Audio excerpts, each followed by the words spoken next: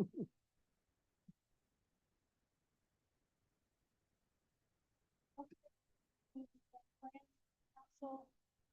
meeting July 9th, 2024. Call this meeting to order. And for invocation. All right.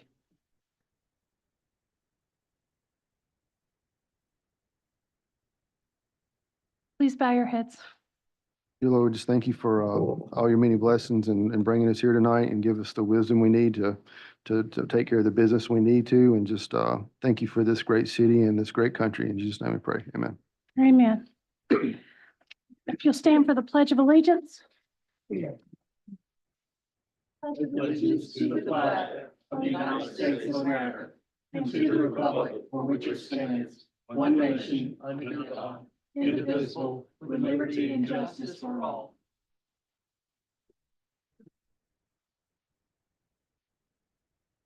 Okay, go over our consent agenda. A, to approve the June 11th, 2024 council meeting and sealed closed session minutes. B, to approve the property management policy for ARPA project funding compliance for accepting and expending funds for applicable projects. C, to approve a resolution adopting the 2023 local water supply plan. The state has completed its review of the 2023 LWSP for the city's water system and has found it meets the minimum criteria established by North Carolina General Statutes 143-355 I. D, to approve tax releases in the amount of $247.98. Is there anyone here tonight to speak on any of these consent agenda items? Hearing none, is there anything that the council wishes to pull off the consent agenda? No, ma'am. Okay, do I hear a motion to approve the consent agenda as written? Madam Mayor, make a motion, do we approve the agenda as written? Hearing a motion on the floor, do I hear a second? Second. All in favor? Aye. Aye. All opposed? Motion carries. New business. Presentation of the fire station location analysis. The city council will receive a presentation from the 2024 fire station location analysis prepared by the North Carolina Fire Chief Consulting Firm. And I would like to recognize Chief Tommy Cole and Chief Greg Grayson.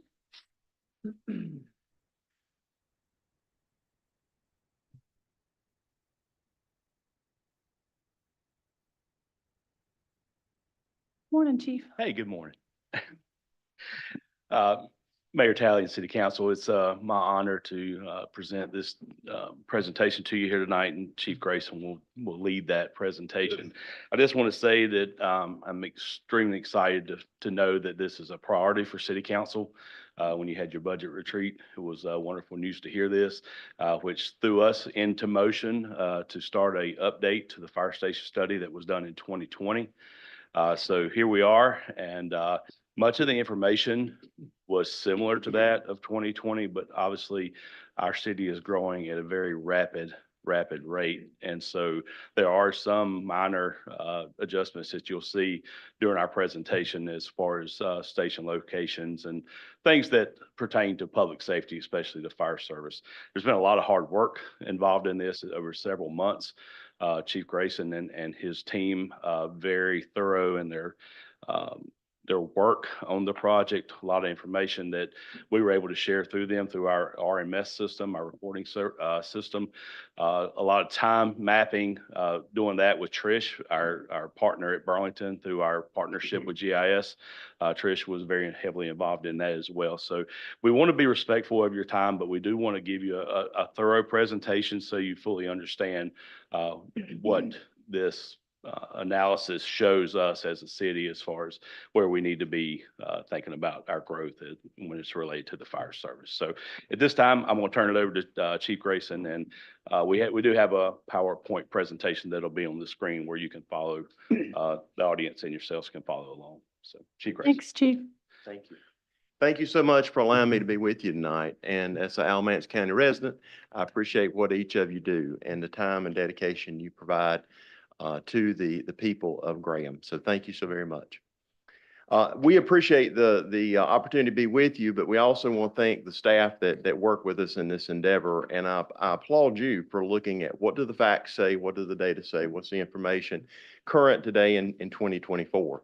And we have some tools that helps us a little bit with what I'll call a little bit of a crystal ball into the future, the GIS tools, by putting a lot of data in that. And you'll hear about that today as we talk about growth and some future forecasts. But I'm going to step through some of the information with you and hopefully be able to articulate to you where you are today and options that you have moving forward. So our group of fire chiefs, most of us are recently retired fire chiefs, some still in service. We work throughout North Carolina. We're actually the League of Municipalities fire consulting provider. So we work exclusively in North Carolina doing these types of projects and similar and related projects. And you can go to the next, just a few of the communities that we've served in this past year or so. Okay. As our group comes, we are an independent. I may be an Alamance County resident, but I want all municipalities to succeed, obviously. But we're very independent in our work. It's very data driven. And our goal is to help provide you the strongest, most sustainable plan possible for protecting the people of Graham and that into the future. So that's our role. There's three main pieces, two primary that we'll be talking about tonight. First is using that GIS system. We use a state-of-the-art geographical information services system that's specifically designed to determine where fire stations should be located. We have a GIS analyst on our team, and he does an incredible job. We do a number of these projects across North Carolina every year, and the GIS system is really the heart of that. But you also have to look in your rearview mirror a little bit and see, okay, what's our calls look like in the past? What's our trends? What's our call volume? What could that look like in the future?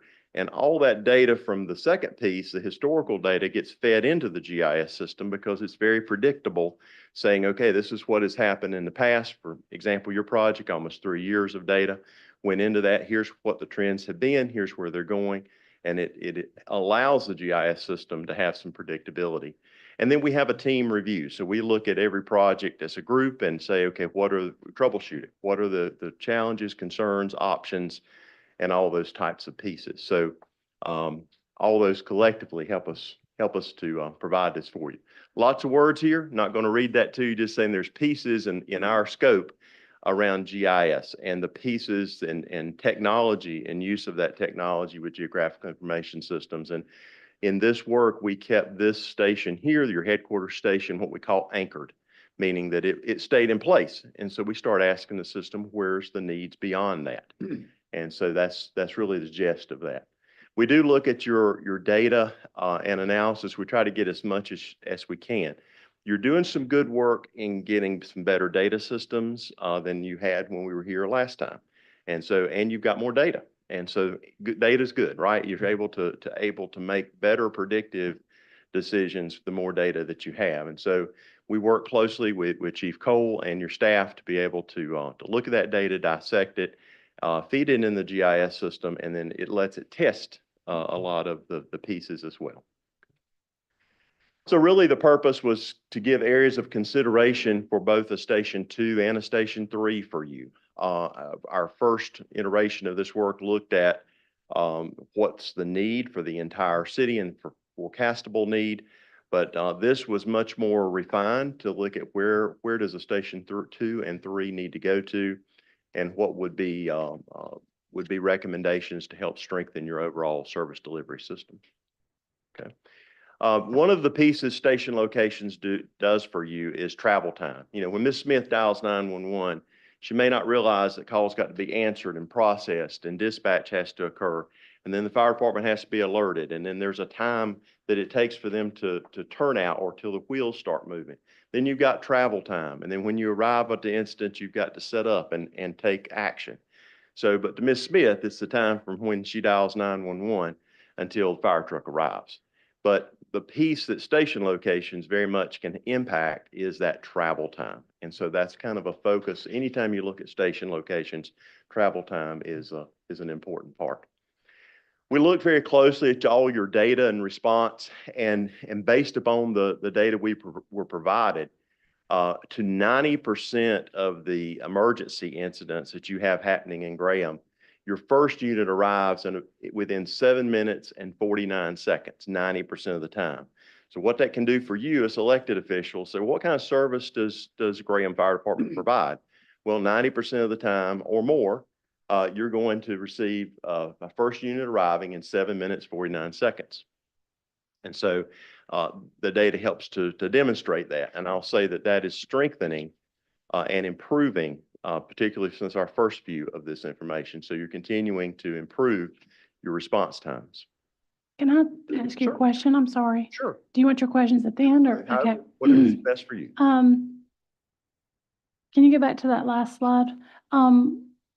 It's 7 minutes, 49 seconds, but how does that relate to like the NFPA and what it's supposed to be? So the Because standard. it's telling me that, like, I'm fine with that, but I don't know No, what that's fine. the 7 standard minutes, is. you know, put it in context. I think that's your question, is put that Okay. in context. Well, there is no requirement of response time. That there's no law or no mandate to that. There are two what we call consensus standards in the United States. One is primarily around a urban area with a career fire department. The other is around suburban and rural areas with volunteer departments. So we have looked at this data for you based upon that urban measure. And the reason is you have more than 1,000 people per square mile in Graham. Okay, so it's really based upon what type of the fire department it is, but more so what the population per thousand, you know, or per square mile is, more than 1,000. So when we look at that, those are the two standards. And when you compare that first piece in the 1720 standard, which is meant for volunteer and combination fire departments, is really looking at that 10-minute mark. So to give you some context, you're under that 10-minute mark. However, when you apply that in an urban setting, then your times are a little bit above what some of those would be in the 1710 standard or the municipal standard. They're looking for you to have a 4-minute travel time, plus the turnout time and the call processing time. So that's, you know, just a little bit maybe under that in the 6 to 7 minute range, but you're just a little bit over that. So is that due to turnout or is that due to like it's Mu- too far away or? Much as travel. So that travel time, remember what I said with stations, that's a way to help manage and mitigate response times, is working with the travel time. So you said the data helps us, but it can also hurt us too. I'm thinking if I was an insurance agent and I was insuring Right. a fire department or insuring houses around the location, that what are they looking for? Are they looking for this 4-minute travel time? Are they looking for the 10-minute or like, are they that rigid? Well, they're looking for lots of things. So they're looking for your water supply. Number one, where do you have hydrants? Okay. They're also going to base that rating or evaluation, particularly on commercial properties, on your ISO rating, your Insurance Services Office rating. And that's comprised of 40% water supply, 10% from emergency communications, and 50% from the fire department. So within that fire department piece, part of that is called deployment. And that's your stations and your station locations. So What was the 10%? 10% is emergency communications. So that's the 911 piece, because that takes time too, right? When Miss Smith is, you know, her husband's collapsed on the floor and she's dialed 911, those are pieces that she may not Somebody has realize to be transferred, that has to be happening, right? So, which I don't like, but so when that occurs, you know, that's time too. But they look at those three pieces: emergency communications, water supply, and the fire department. And the deployment is part of the fire department. Taking calls from insurance agents when they're looking to insure a property or residential. I've been on the other end getting those calls for many years. They want to know the distance from a hydrant. They want to know the ISO rating for the community. and what is it for Graham? So your hydrant system, your last review, Chief, you may want to speak to that. Yeah, so we're a Class 3 department. We renewed at a Class 3 just recently, and part of that, we really felt like we were going to be a Class 2 department based on the water, the communications, and then the fire department piece. But our distribution of resources as the city grew, our distribution took a hit because our trucks were traveling further, and they have a range for engines and a range for ladder trucks. It says this is the optimal distance they should be traveling before they meet another unit. We didn't have that. We operate out of one fire station. So part of the reason we maintain a 3, which is great, we really wanted to go to a class 2 was the distribution of fire equipment because we operate out of one fire station. Do they take into consideration any, the agreements that you have with other municipal fire departments? They do. It does. Mutual aid agreements do play a part into that. However, we have no control over those mutual aid departments. So while they do give us credit and understand that the mutual aid system works, it's not like getting full credit of having your own because you control those resources. Do they have like a worksheet that they use to figure this out? Oh yeah, they have a very complex system. They put data into and it spits out the report at the end. Sorry. Yeah, we want them to go. We want to get there fast, under 4 minutes. Time's ticking. I'd just be interested in knowing like what we would need to do to be able to, get that too. Like, is there one specific thing? Well, and I think that's why that's really what has driven this project along with your emphasis on improving services is to allow us to put fire stations out further because of our travel times. Once you put the fire station, the people and the fire trucks in those communities, you have quicker response times. Also, you cover a smaller circle.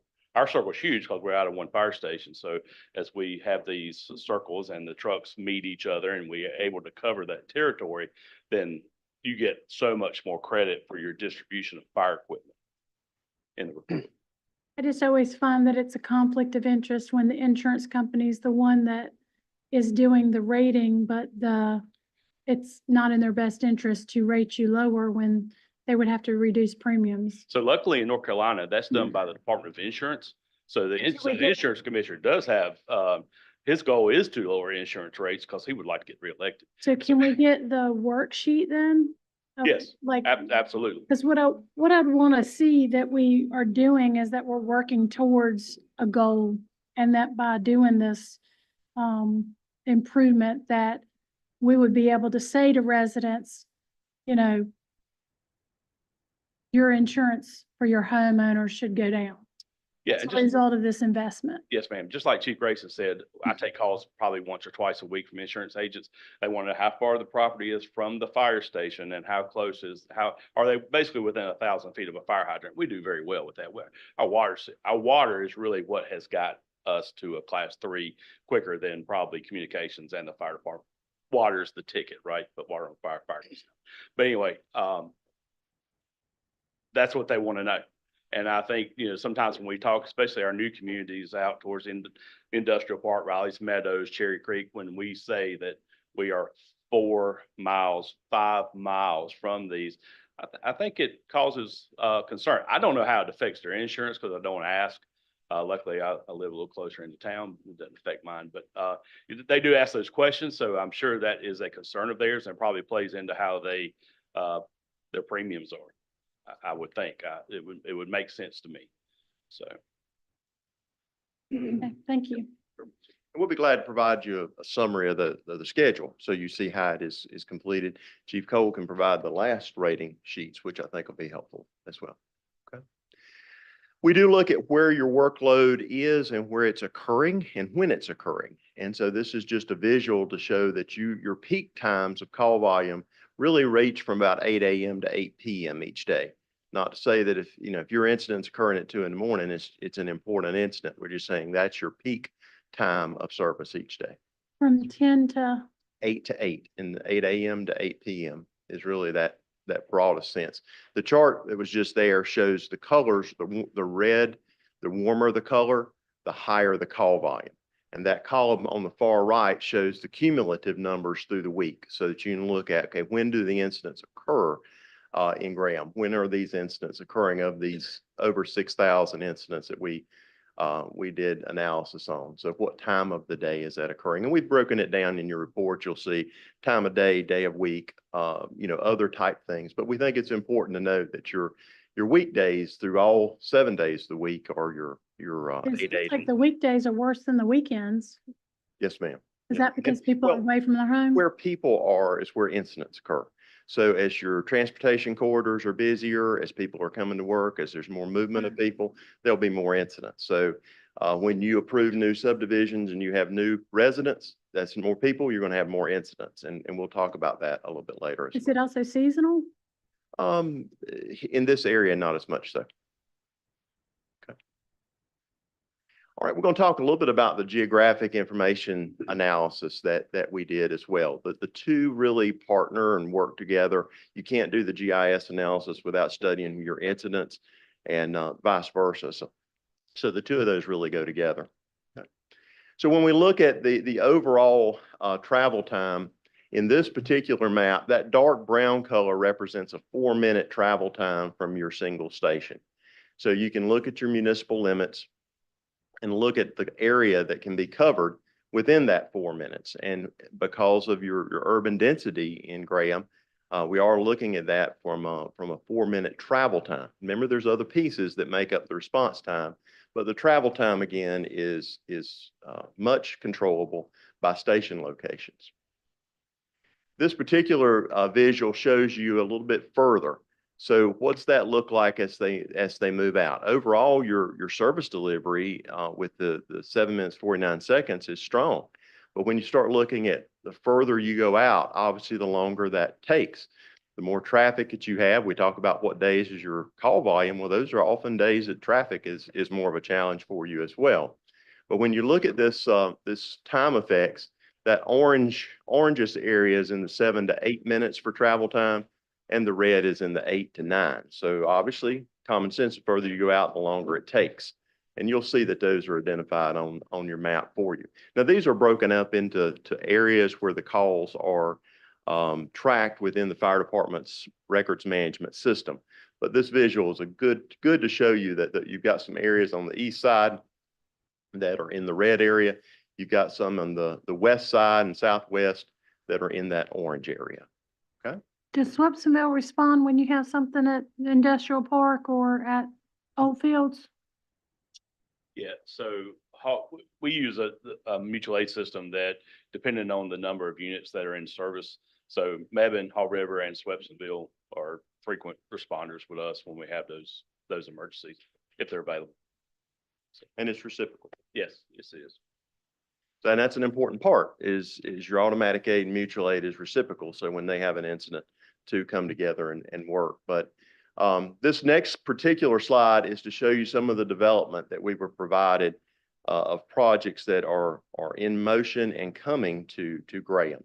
And so I know it's a little small to see, but hopefully you can see it in your booklets to see that there are some that are townhomes, commercial, the detached single family residences, the mixed types, and the fire stations are noted here as well, or fire stations noted here as well. So we're going to show you some more though about development, because it's important to understand when you have development, you have people. When you have people, you're going to have incidents. And we actually are able to do some very solid predictability through the GIS system. If you build a residential neighborhood and with X number of houses, it looks at the demographics of your community, where the calls have been occurring at, and it can project based on this number of houses and this number of people, this is the number of calls that you can expect in future years. So all that's taken into consideration, and we've got some visuals to show you that.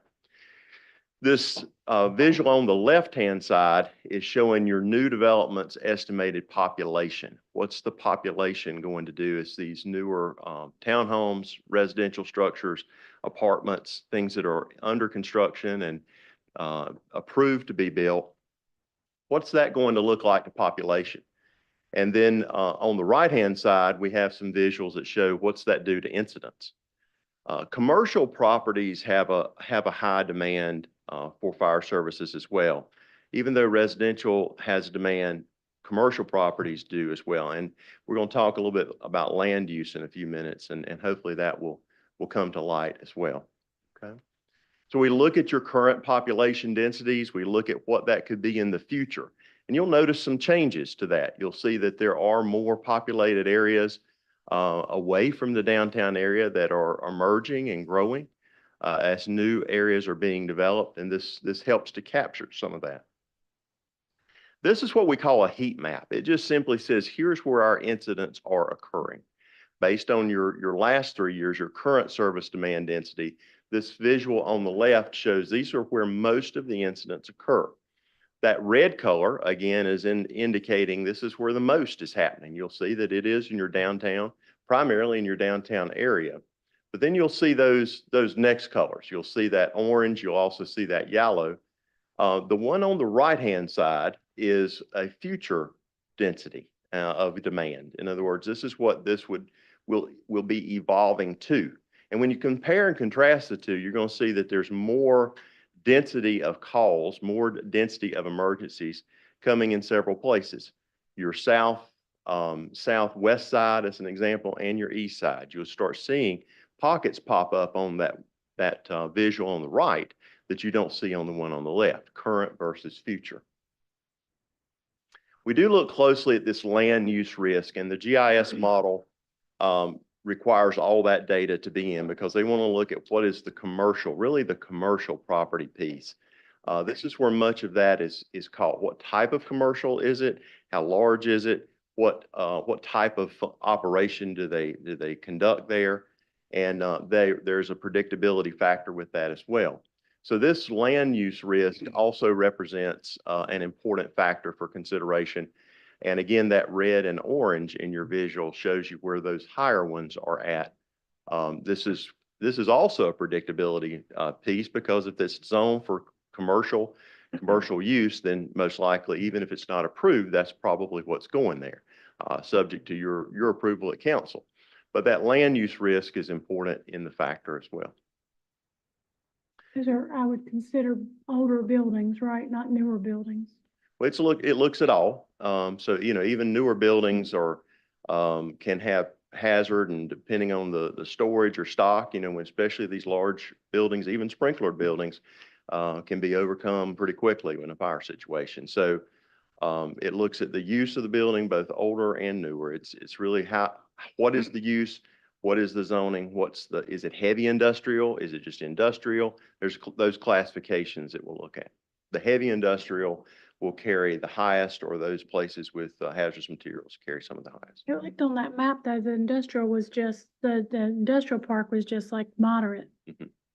Yeah. But it looked like maybe where say Colt Mill or the older mills. Right. Those areas, at least I think on that map, that's what those. And particularly anything that's an unsprinklered building or partially sprinklered. And Chief Cole can tell you all about those that you have here. So those are important.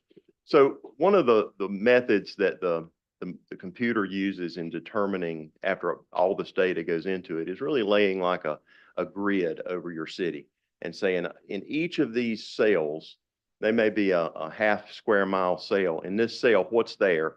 What has been happening? What's going to be happening? What's the population? What's the density? What's the historical incidents in this area? All those really come together and start populating this grid. And that helps the computer to determine the optimal places for fire stations. And so, it'll tell you exactly where it needs to be, but that's based upon the data that is submitted, obviously. But it also will allow you to say, okay, if this is an optimal location, it's really an area of interest. We have in this area. It'll allow you to say, well, what does that score look like? And then conversely, if the station were here a half mile away, what would that score look like? Is there a difference or not? And we run into that in virtually every one of these that we do. And so this is just to give you a little bit of a visual about how the computer models it. It uses something called a vulnerability risk index, and it's known in the industry as a VRI. So obviously, importantly, is your constituents that say what level of service is provided, but also that ISO rating that you have is a way to determine the level of service you're providing. The VRI is just another measure to look at the level of service against all these factors we've talked about that the city of Graham is providing their residents and businesses. Using that hexagon shape that we showed you a few minutes ago, again, looking at population, call demand, land use, all of those pieces, it helps to develop a score. And it allows you to say, well, this is an optimum location, and here's what a score would be. And if it were alternate to another place, here's what the score would be. So it allows you to compare and contrast based upon that service delivery level. The higher that VRI score, the higher the level of service. Many cities strive to get to a 90% or higher, but it takes time. That doesn't happen quickly. And so we provide the data and information to you. And if you choose to make decisions to increase your footprint of fire stations, you'll be able to see, well, here's what it does to our VRI score. So there's some tangible effect to that. And it has dominoes to ISO and other measures as well. And ours is what? What is our VRI score? I'm going to tell you in just a second. Sorry. Depends on the model that you'd like to look at. So you're currently at 34%. That's your starting point. That's where we're starting everything at in your current arrangements, 34%. So I'm going to show you these different locations and tell you what happens to your VRI score. Again, optimally, you'd like to be at 90% or higher. You're currently at a 34. So the optimal location by the numbers and the data places your fire station, your second fire station, on the eastern side of the city. The area of interest for that is the Cherry Lane and Jimmy Kerr Road area. Okay, so again, it's driven by all those factors we talked about, but by placing that alone would increase the Graham's VRI score from 34 your current 34 to 54. And that's obviously a significant change. So that's where the computer modeling says that's an optimal second location, because that's the way to place a station that would give you the highest amount in return for raising that score. Your optimal third station location is over on the western side of the city. Area of interest for that is in the Rogers Road area. Okay, so that particular move would move that 54 amount that you would gain from a station 2 to a 69. Okay, putting both of those in place. So you move from your current 34 to 54 with a station on the east side. If you were to place a station also on the west side, that would move you to 69. We were asked to look at alternates, and what would those alternates be? And this is very typical when we work with municipalities across North Carolina. The city may own a piece of property in that area and said, okay, what's the difference? We recently had a project with Monroe as an example, and the location, the modeling, said the station should be was at X. Well, very short distance away was a city-owned property, and it was about a 2% difference between the two. Really, in the scope of the VRI, that's a very small difference. And so when you think about cost of property and acquisition of property and those type things, that's certainly a consideration. And so we were asked to identify that here. So when we look at an alternative for your station 2, you do have some city property pretty close nearby. This shows you a visual, that upper star of the computer's optimal location. The city property closest to that at Regional Park is placed here, and you can see that lower star. The difference on that moves from the 34 to 52. Remember earlier I said 34 to 54. Well, this one would move it from 34 to 52, which is 2% away from the optimum. And we would recommend, say to you, that that's pretty negligible if that's something you had an interest in. The computer data would say this is where the optimal area is, but you can see the difference in 2% to place it in an alternate location. We did the same for your station proposed for prospective station 3 on the west side of the city in the Rogers Road area. Again, you've got some city-owned property. That particular one moved that cumulative increase from 54 to 66. So that's about 3% less than optimum by using existing city property. So we're trying to show you here's the optimum based on all the data and information we have. If you were to shift that and place it on current city-owned property, you need to know what the delta is. What's the difference in those two? It would be a 36. Well, the western side would be a 3% difference if you put it on city property versus ideal. The eastern side would be a 2% difference if you were to use city property versus ideal. Okay. Madam Mayor, which city property is being looked at? The park, the regional park. In this- in this particular slide here. Yeah. So Graham, South Graham Park is the optimal location.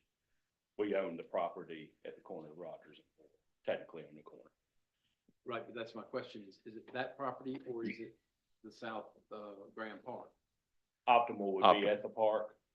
The place that we own is the difference, and it's only a 3% difference in the VR by using existing property. We also look at any other thoughts or recommendations. You are growing and expanding, and you have the use of your ETJ. We put some information of consideration here that we run across with municipalities, because when you're looking at funding a new fire station, when you look at cost per square foot and the operational costs and everything else, there's funding issues that always follow station locations. You would say one of the potential opportunities that you might have is to collaborate with Alamance County to establish a service district in the areas that you respond to that are your ETJ. They're not yet in the city, but you're responding many times now through automatic aid or mutual aid. The possibility through statutes, the statutes allow the county to set up a service district. There's a process to follow to do that. But that's a potential that you may want to have some intergovernmental discussion about is there a way to look at some of these ETJ areas and help us to construct those stations? It's a best practice to send the closest fire station to wherever an emergency incident's going. Okay. And so if Graham stations, as you look to expand, if Graham stations are the closest, it's best for the residents that the closest fire station respond. So, in best practice, looking at potentially establishing a service district may be something that you'd want to look at in the future. Okay. So a couple key decisions moving forward, looking at that next station location, again, through the analysis with the modeling, your location on the east side of the city grants a higher number. But it also identifies, we also need a fire station on the west side of the city, particularly south, southwest. And so a decision about how you would like to move forward there is certainly one. And then it will take some planning about construction cost and operational cost. The good news is that the price has been going up, especially post-COVID, so dramatically on construction. In 2023, it is beginning to level a little bit, but still up. Okay, so as you look at those numbers, planning, budgeting, and capital improvements, funding for all that, obviously very important. And then again, just that consideration about looking at any additional funding opportunities if it provides a higher level of service to residents that could be considered. Other questions that you might have today? Are you saying that the optimal second location would be the park?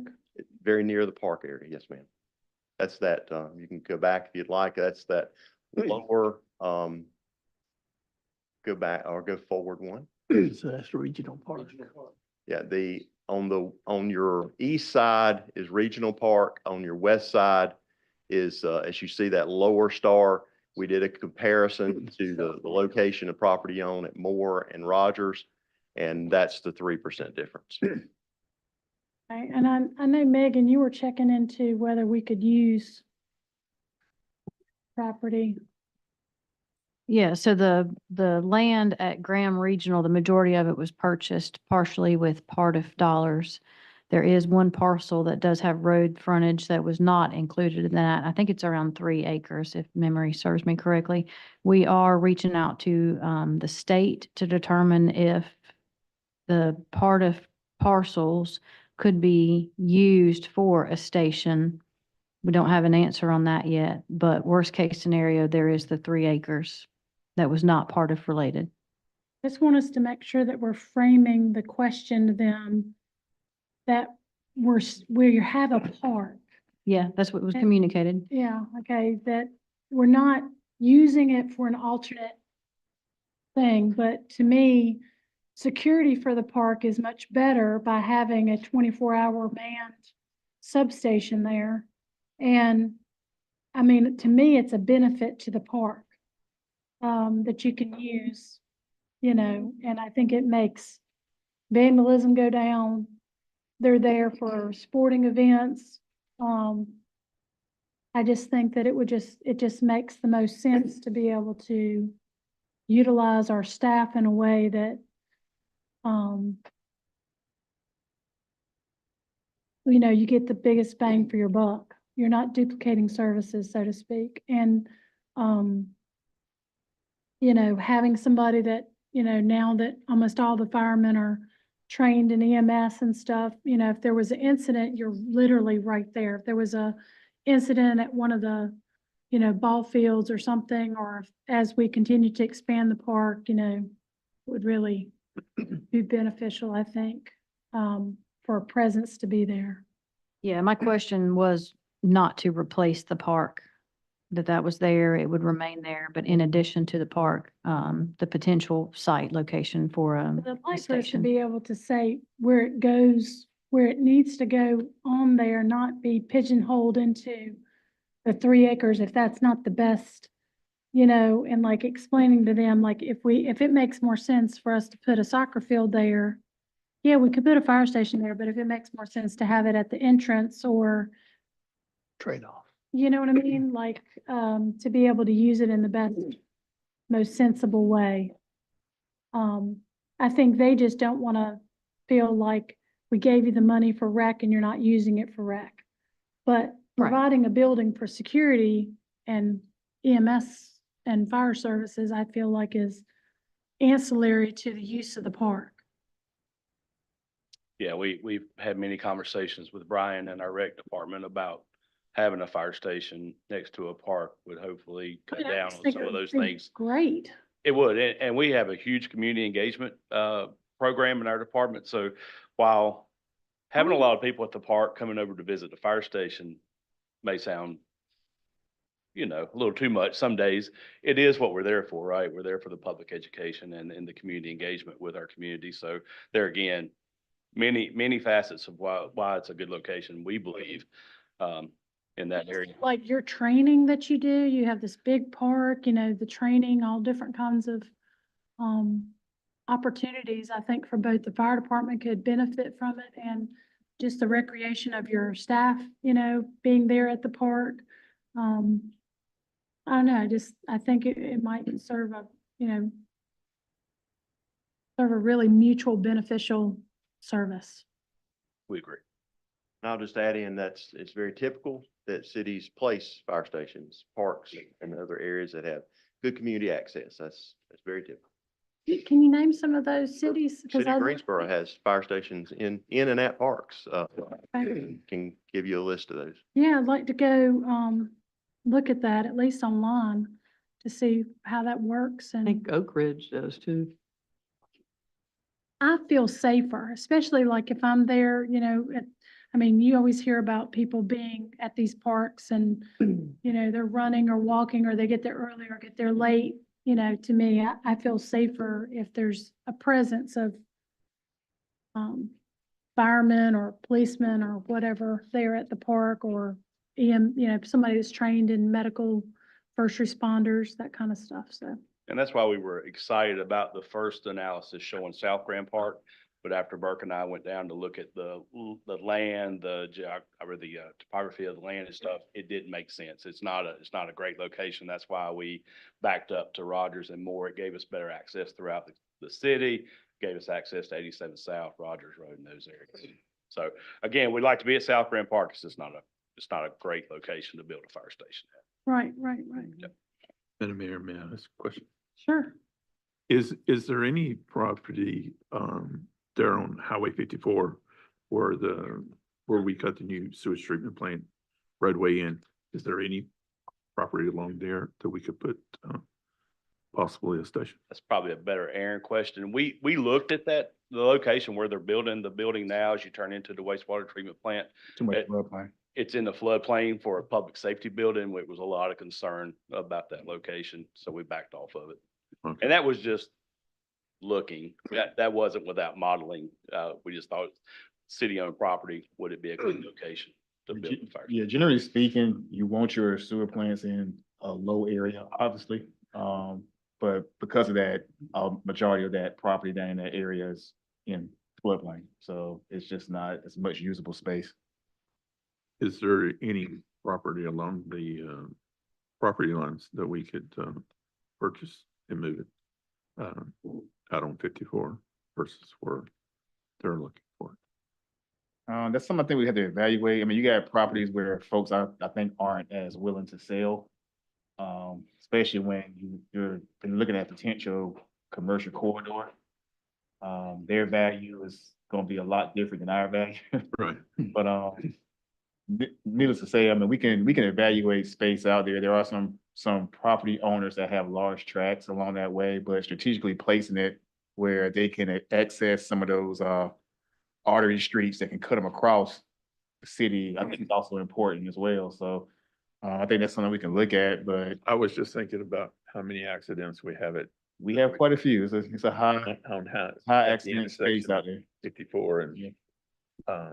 Waterfront. And once you leave, go past Cooper Road, you're actually basically in the county. So that creates a little bit of building a fire station in the county to respond to in the city, but you have those ETJ areas as Chief Grayson mentioned. as well. I like the idea of us creating our fire district much more like Elon and does, where they have their district for downtown or in their city limits, but they go outside. Yes, they have rural fire districts as well. It'll be a little bit different having a service district in the ETJ area. But as Chief Grayson said, in today's world, we should be sending the closest resource to the emergency Right. regardless of the boundary, right? Right. Now, is the But model, it's kind of, I mean, that has to be taxed because it's not fair for somebody that's paying tax to have that service and then somebody that's not paying for tax and they're getting the exact same service. What- And it's No. interesting. They would be taxed. Yeah. We would create a tax district. Yeah, that's all I'm saying is Yeah. that and somebody, when I first got back on the council, I had a resident from Avalon Valley call me about, hey, I heard that y'all were gonna annex us in. And I was like, not that I know of. I don't know anything about that. I said, but it's only in your benefit if you were to be annexed in. And she said, what? And I said, yeah, if you add up what you're paying now versus what you would be paying if you were a resident, like it pretty much comes out the same because our tax rate's so low. And you'd get a lot more services by being a resident than being a non-resident. And actually, when we added it up, it was like, she's like, oh, and I was like, so annexation is sometimes, as a resident, it's actually not sometimes always a bad thing. If the tax rate is really low for the city, I mean, ours is 28 cents per hundred, so it's, it's definitely worth the services. I would much rather have somebody coming and picking up my trash and police responding very quickly and fire responding and EMS responding very quickly. To me, it's worth every 28 cents that I pay. I feel like you get a great bang for your buck. now, question, Good job, Megan. is the model sophisticated enough that if you put a GIS location that's not city-owned property to assess? Absolutely, yes, sir. Yeah. Yes, sir. By any address, it can show you what the variance is. It just has to run the. You know, model like- again. There is a piece of property on, I think it's Ivy and Gilbreth, that intersection. There's a big pasture right there. And it's easy access to, you can go Main Street, Sure. And we can, run that data on any location. Ms. Mayor, just a clarification, I just want to make sure that I'm clear to you with that. The service district is managed, if you will, by the county commissioners. Only the statute only gives the county commissioners the ability to establish it. And the tax rate is set by the county commissioners, not, you can make a request, but the action has to be through county commissioners. So I that's don't wanted to make sure understand that. I I'm was just saying that sometimes people equate, you know, it's, they like, I don't want to pay taxes. I'm like, you're really getting a lot for that small bill. Because when people are outside the city limits, they have to pay double the water rates. They're having to pay for an outside third party, which is normally 25 to 30% more than city rates for trash pickup, those different things. And then, you know, like if your house burns down, I mean, that's, you know. And those residents are already paying a rural fire tax Yeah. to their fire department that services that area. Again, if we build our fire stations and we're the closest unit, we could do a service district and provide them a better service, quicker service, maybe not say better, quicker service. And actually lower their, yeah. their insurance rating. That's correct. Right. Yes, sir. Do we look at also adding a substation for the police department at those locations? We would always consider and work with our police departments to have a satellite office. Again, keeping those resources out in those districts as well is a benefit for the police department. So we would always love to co-locate, provide them some kind of space for office work or, you know, whatever they needed. And again, any other city department too that had interest in that particular area, we would obviously entertain a working relationship to build a facility that could do those things. Okay, thank you very much. Looks like you put a lot of work into this. Thank you very much. Appreciate you both chiefs. Are you retired now? Yes, ma'am. Okay, where did you retire from? Greensboro City. Greensboro. Oh, okay. Chief Grayson also served the city of Asheville and the city of Burlington. So he's had a wide range of departments where he's gathered a lot of knowledge from, and we're lucky to have him. Yeah, very lucky. Thanks so much for being an Alamance County resident. We appreciate the opportunity to give you some information to make more informed decisions. And again, thank you for your service to the people of Burlington. Thank you. Thank you for being here. Thank you, Mayor, Council. Okay, we'll now move on to public comment. Yes, I asked a couple of questions on this study. absolutely. I'm just wondering if your very beginning, you said that you assume this fire station, main fire station stays here. Did you give any consideration to moving the main station further south itself?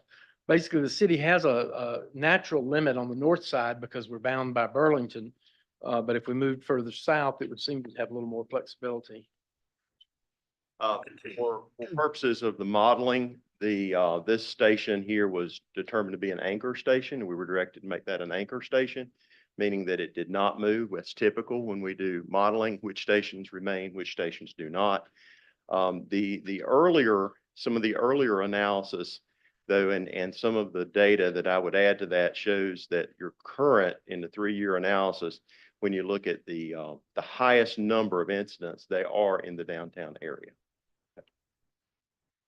And secondly, with respect to the eastern substation, which I gather is your higher priority, did you take into account the nearby scheduled Mebane station at Ralph Scott and Trollingwood? Yes, sir. So that was considered, and when you look in the report, you will see that of the models in which it was included. Obviously, it's not constructed and operational, but it's planned. We actually did Mebane station location analysis as well, so we're very familiar with that. So those are shown on both sides. At the same time, while automatic aid and mutual aid is a necessity, you really have to plan based on not having that, because those dynamics can change. So you won't utilize, we're a big advocate of any kind of automatic mutual aid system, but you do have to look at how do we stand with our own resources. When you are evaluated, you do gain some credit for having automatic mutual aid, but you don't gain as much credit as you do when it's your operation. Thank you. All right, and moving forward to public comment, Keith Westbrook would like to speak on large increase in stormwater.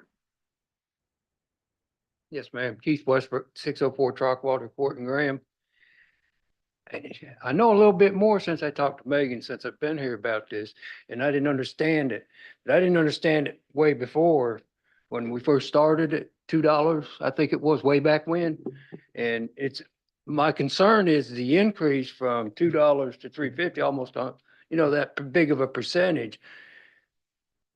I'm assuming this is for water drains only, or is there other things that are included in what this $3.50 a month is on our water bill for the stormwater runoff? So as far as I know about this, gosh, many, many years ago, they started this stormwater fee, and About it's not, 15 years ago. yeah, not Yeah. specific to Graham, but I think everywhere. Is it not state mandated? It is state mandated, Yeah. right? Yeah, okay, Yeah, it is. okay. No. And, I think it has to be a reflection of what your costs are. Is that not correct, Aaron? And so I don't think we really control cost. I mean, I can tell you that we've had to do 2 budget amendments this past year for chemicals for Mhm. wastewater treatment and stuff like that. So I just know that the cost of treating stormwater and things like that, obviously, chemical cost has. Yeah, I thought the only cost that we were talking about was treating stormwater runoff, not storm drains and the other, I can kind of more so understand an increase now than I could before because I didn't know that. So, Yeah, the thing that a lot of people don't understand is that the utility side works just like Duke Energy. Mm. There's Duke Energy doesn't have the right to be able to, it's a public utility, so they don't have the right to just be able to change prices. They have to go to the utility commission Right. and they have to kind of make their argument. This is what our costs are. This is why we think that we should be able to do an increase this year of X number of dollars. So we also provide a public utility service, and so we Right. have to do the same thing, and it's based on cost, but Yeah. you can't take money out of like, say, Right. It's got to come from the water. property taxes or Yeah. sales tax to do that. Those utility funds have to be self-supporting. And so whatever it cost us, we have to turn around and bill that to users of that utility. If you Just don't. like the recycling ding- fee and the garbage fee. If you go anywhere else, if I'm not mistaken, my research I've done, a lot of the other municipalities are higher. Oh, yeah. Obviously, if you live out in the county and have to have your trash picked up, it's gonna be twice what we pay. So I agree with I talked to Burke about it the other day, and I mean, Burke's right on the money about that stuff, so. Well, I mean, looking around all the surrounding municipalities, we are lower across the board than anybody. And I think so- we do a better job too. I do. Graham itself does a better job with things. Got a really good city manager. We do. Okay, thank you. And ask now for city staff comments. Nothing for me, thank you. Bob, how you doing? Good, good. Okay, Brian? Aaron? You're all good? How are you doing, Renee? You got anything for us other than our notes? That's it? That's it? Okay, No, ma'am. I have some announcements. We have the Favored Band, which will be playing the third Saturday, have a car cruise in at 4:00. Alcovets is sponsoring that, and they will have the concert starting at 7:00. We've got Balloon Festival coming up in September. We have Mason Lovett in August, and they'll have a comedy show in between the car show and the Mason Lovett playing at 7:00. Got lots of different events. We're gonna have a old-fashioned hoedown. All the businesses are coming together to do a hoedown event, I think August the 24th. So check out, visit grahamnc.com for all the different events that are coming up. We'll have the Grahamtoberfest, which will be happening in September as well, towards the end of September. always thought Oktoberfest was in October, but apparently it's in September. It's kind of, I don't know why they do that to me, but get me confused like that. But, we have Graham Toberfest that'll be going on. Oh, on the 25th of July, there'll be a documentary screening at Graham Cinema at 2 o'clock called Battlefield. It's for stories of North Carolina veterans. And the screening will be from veterans, and it's being put on by VSO and Alcovets. So it's not open to, it won't be open for the public, but it'll be for veterans and their families to view again on the 25th at Graham Cinema. So please come. Also, Chairman Paisley complimented us as a city council in working in our relationship with the county commissioners. He was very appreciative of our efforts to work with commissioners. So he gives us a attaboy. You got anything? Just wanted to thank the fire chiefs again for putting this together for us. I know it was a lot of work. And thank you for your presentation because it really helped clear up a lot of questions that I had. I appreciate it very, very much. Thank you very much for doing that. City Council will now consider going into closed session pursuant to North Carolina General Statutes 143-318.11A5 to consider the purchase of 1,076, 1,100, and 1,134 Town Branch Road adjacent to the Bilka Park, parcel numbers 147,644, 147,738, and 147,739. Owned by Susan Tier Lambert and Kathy Tier Evans for the intended use of a park and recreational facilities to expand that park location. Do I have a motion to go into closed session? Madam Mayor, I make a motion that we go into closed session. And Have a here, I second. second. Okay, all in favor? Aye. All opposed, motion carries. I think we'll be in and out in just a few minutes. If you would, Chief Grayson, we'd appreciate it.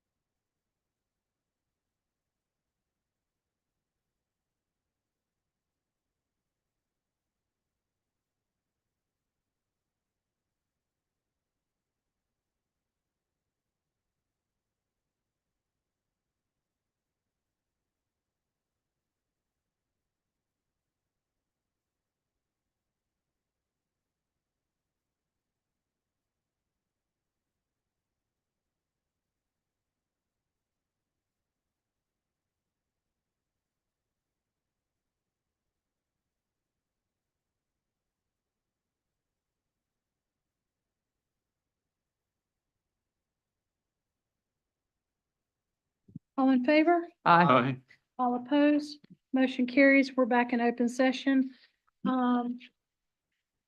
We discussed in the closed session, the purchase of this property.